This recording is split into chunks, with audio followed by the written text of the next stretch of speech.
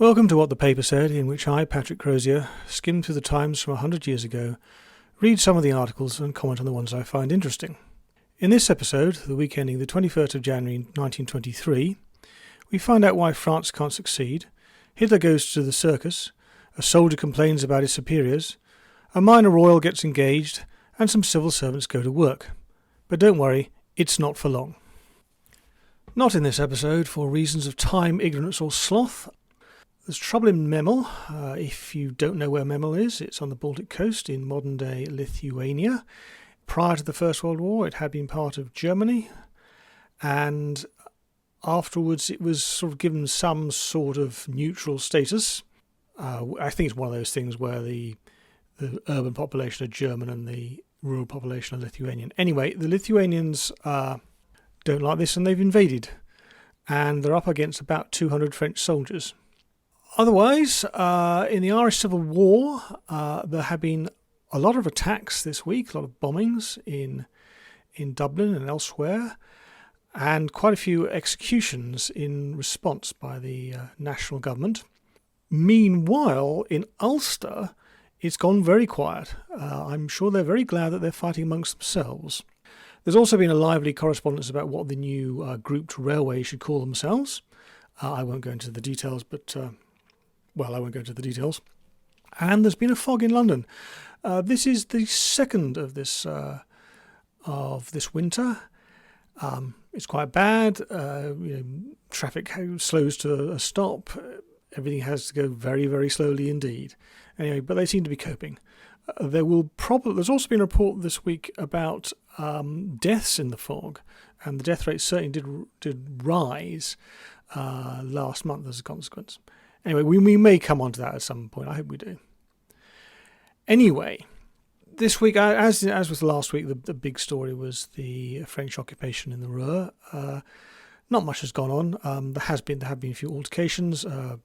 One German was shot dead as a consequence. But it has inspired a pretty good correspondence in the pages of the Times. This is from a CRV Coates. Now, I thought with a name like Coates he might be related to the bank, but apparently it appears that he isn't. He is in fact a rather senior figure in the insurance industry. Well, that doesn't immediately imply someone who is going to have much to say about economics and politics, but I think he's very good anyway. This is what he has to say. This is from Tuesday, the 16th of January. The French policy on reparations, which to us seems so obviously a matter of economics, would be merely perverse were it not entangled with another policy, the aim of which can be summed up in the word security. The French are in fact pursuing two incompatible policies, the one of which can only be obtained by the sacrifice of the other. They can be set out as follows. Reparation. A. It is admitted that Germany can only pay reparations to any substantial extent by the export of goods and service. That's service single, by the way. B. Germany can only export goods and services, now it's plural, to foreign countries by re-establishing her pre-war industrial prosperity. Therefore, reparations on a full scale can only be obtained by assisting, or at any rate allowing, Germany to re-establish her industrial prosperity. Security. As Germany has a population far exceeding that of France, and increasing rapidly, France must be given security against a future war of revenge. Success in modern warfare depends not only on adequate supplies of men of good fighting quality, but more and more on industrial resources, chemical, metallurgical, etc. I have to laugh at that bit because one of the problems that Germany will face in the Second World War is it doesn't have men of good fighting quality. You think of the men of children in 1923, they have been through years of shortage. That means, they don't grow as tall and as strong as they otherwise might. Also, of course, in terms of industrial resources, the thing that Germany desperately lacks in the Second World War is oil. Anyway, that's an aside. He goes on. B. If Germany is allowed to recover her pre-war industrial supremacy, she will be able at a suitable opportunity to wage this war of revenge against France with every prospect of success. C. Therefore, at all costs, Germany must not be allowed to recover her industrial prosperity. From several discussions which I have had with French friends, by no means extreme in their views, I am convinced that security is the dominant motive. In the desire to protect themselves from another invasion, the French will sacrifice reparations, with the almost certain ruin of their currency and finance, relying on their relative economic independence. So long, therefore, as the French can find no better method of protecting themselves against the future than the hopeless policy of using their present military strength to invade and oppress Germany, the deadlock on reparations must continue. So if you want security, you can't have reparations, and if you want reparations, you can't have security. Beneath that letter is a letter from a Professor F.C. de Sumicrast. This is what he says. Like most of your readers, I quite agree that the action which France is taking in the matter of reparations is probably unwise, so far as securing the benefits she desires to obtain. But on the other hand, I feel that most of your readers do not realise what serious grounds France has for distrusting Germany and for feeling sore at the appearance of hostility her action has called forth. Not many, I suspect, certainly few among the generation since 1870-71, know what France endured at the hands of the Germans in those days. In case you don't know, he's referring to the aftermath of the Franco-Prussian War. Germany exacted the heaviest indemnity ever known until then, and occupied a very large area of French territory, besides tearing Alsace-Lorraine from France and transforming it into a German fief. Again, not a voice was heard urging a moratorium for France, not a suggestion that the payments would be made easier. France pulled herself together, and the very last savings of her people went into the pockets of the conqueror, to be used for the preparation for still another war. These memories are living today in French breasts, and it is difficult, if not impossible, for the average Frenchman to understand why Germany, who provoked and brought about this war, who laid waste utterly the richest departments, should be treated with a leniency of which she exhibited no trace when she was in the ascendant.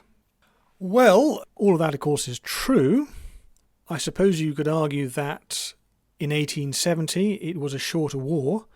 There's also the fact that German or Prussian troops, call them what you will, were on French territory, as he points out, which is not the case now in 1923. And the indemnity was a lot smaller. See my episode from the 8th of October, because I do go into it there. Still, I think those two letters do demonstrate the bind that France in the interwar period finds itself in. Meanwhile, some people are looking further ahead. This is from Monday the 15th of January. Herr Adolf Hitler, the leader of the National Socialist Workers' Party, the so-called Fascisti of Bavaria, addressed a huge demonstration at the Crown Circus, one of the largest buildings in Munich, last night.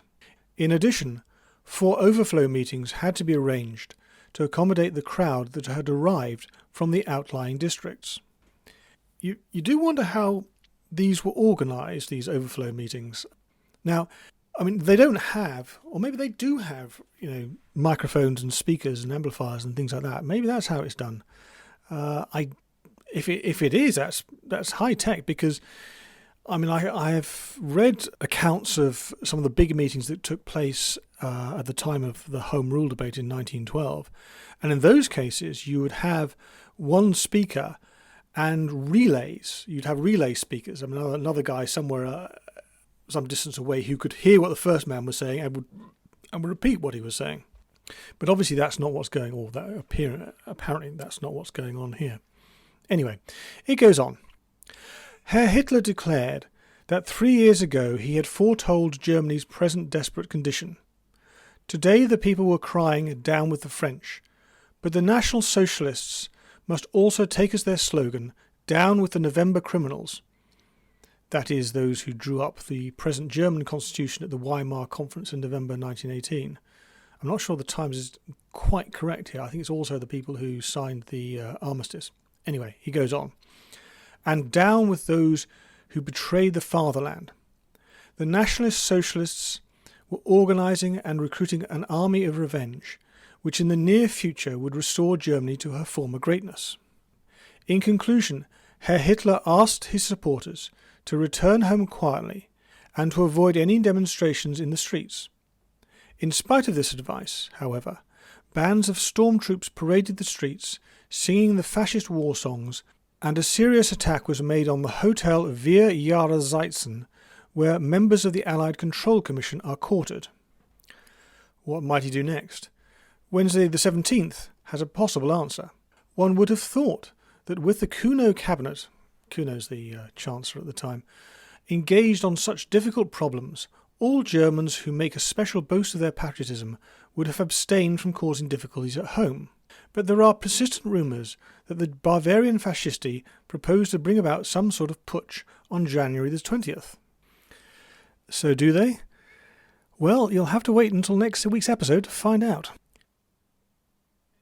The fallout from the war took many forms. On Tuesday the 16th of January, the Times reported on a speech made by Field Marshal William Robertson.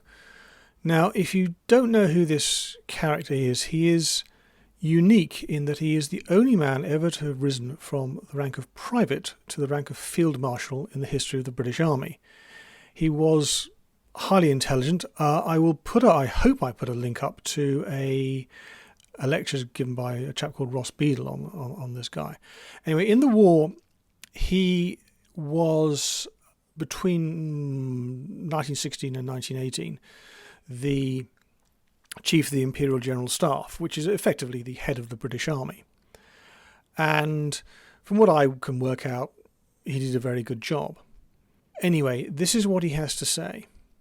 Sir William Robertson agreed that there was something to be said for the view that one could not write the history of a war until about 50 years after it had been fought.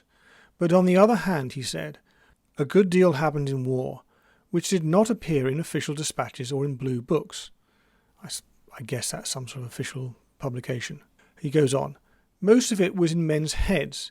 If it were not written up at the time, it might be not correctly remembered.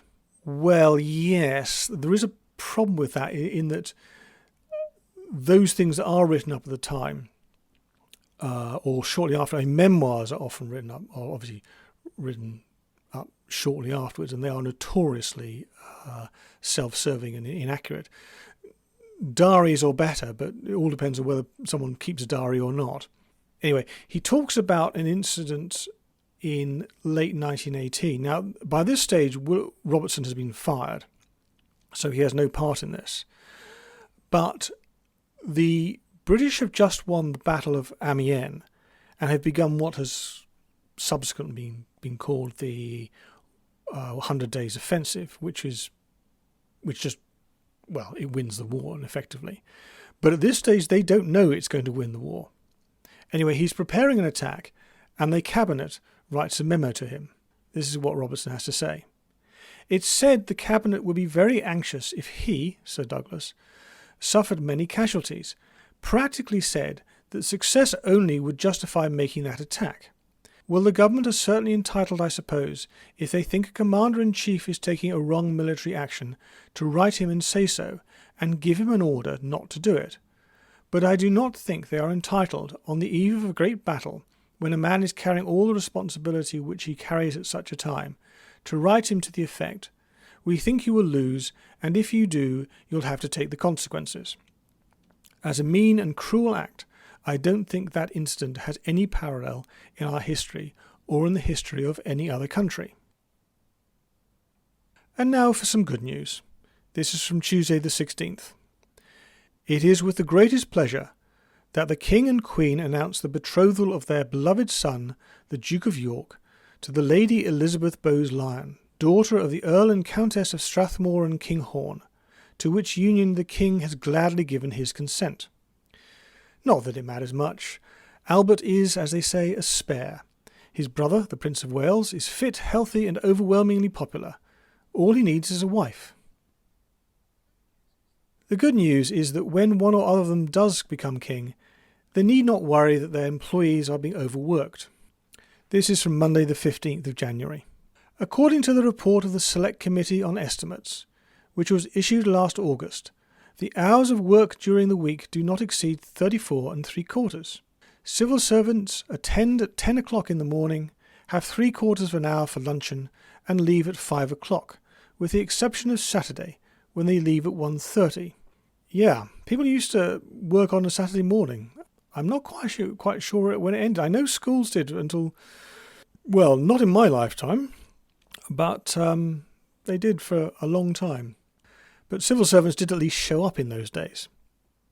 Here's a man who won't have any choice about showing up. This is from Thursday the 18th. Sentence of 6 months imprisonment in the 2nd Division was passed at Croydon Police Court yesterday on John Jacobs, 39, of London Road, Norbury, on a charge of unlawfully obtaining 24 half-grain tablets of morphine. He pleaded guilty.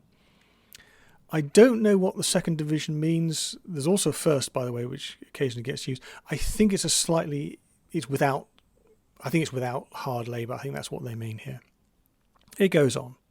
Mr. Sanders prosecuting said it had been found through a Norbury chemist's drug register that the prisoner who signed MRCVS after his name, I think that stands for Member of the Royal College of Veterinary Surgeons, it goes on, after his name, had on 11 occasions obtained morphine. It was served to him on the strength of prescriptions he wrote out himself. His explanation was that he wanted the drug for professional work as he used it for racehorses. Jacobs told the police that he had taken morphine since 1916, having injected into his arm as much as 10 grains at a time. The effect, added Mr. Sanders, had been to warp him mentally. Mr. Conway, for the prisoner, said he was invalided out of the army through wounds received in Egypt and Gallipoli, and began taking the drug to alleviate his suffering. Interestingly enough, that's almost exactly what would happen to Hermann Göring after the putsch in, that's coming later on this year. Anyway, that's all for this week. I aim to have something up next week, but I promise nothing.